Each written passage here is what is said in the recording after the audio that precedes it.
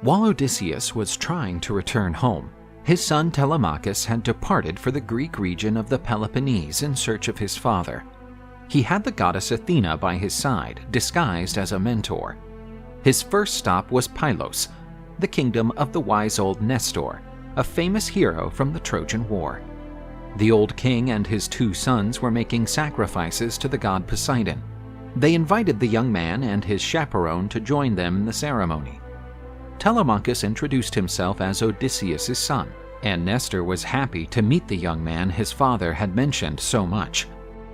Unfortunately, however, Nestor had no news of Odysseus. He only knew that the Ithaca king was one of the 4 great heroes who had not made it home safely soon after the war ended. The mighty King Agamemnon had been murdered by his wife and her lover. Ajax the Great had died on the seas due as a result of the god's rage, and Menelaus had been lost for 8 years before returning home, but he knew nothing about Odysseus' whereabouts. The wise Nestor recognized that Telemachus was quite a valuable person, for he had the goddess Athena by his side. He recommended that the prince of Ithaca meet with Menelaus, as he would know some news of his father. The king of Pylos asked his son to accompany Telemachus to Sparta, where Menelaus and his queen reigned.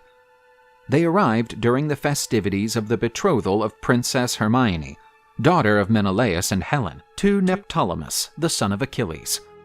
The 2 young nobles were received with hospitality by the king, although the latter was unaware of their identity. He was only fulfilling Zeus's designs. But Menelaus noticed on the young man's face the features of his former battle companion. The queen, once known as Helen of Troy, also recognized Odysseus' presence in his son's features. Telemachus introduced himself and told her the reason for his visit. Menelaus asked him to sit down, for he had a story to tell.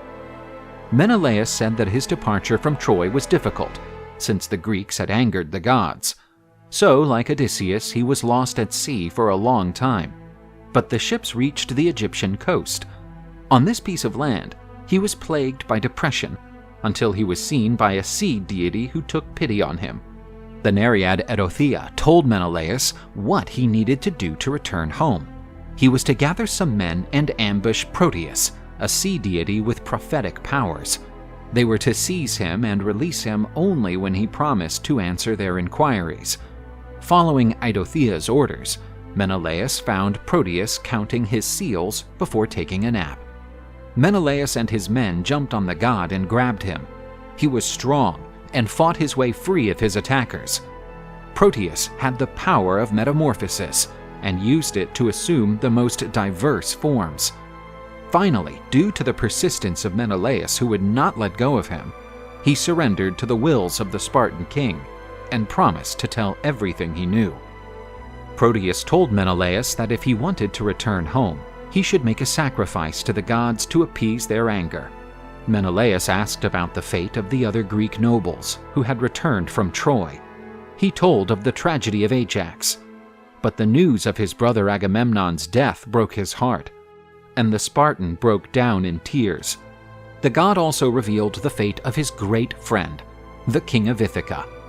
Finally, Menelaus told Telemachus the information he had. Odysseus had sailed for a long time aimlessly throughout the Mediterranean Sea. He had been stranded for several years on the island of the nymph Calypso, but this would not be a permanent situation, for he was destined to return home. Telemachus told of suitors who were squandering his father's estate and wished to conquer his throne. Menelaus advised the prince to return home, for his father would need Telemachus' help. Together they would teach the suitors a lesson.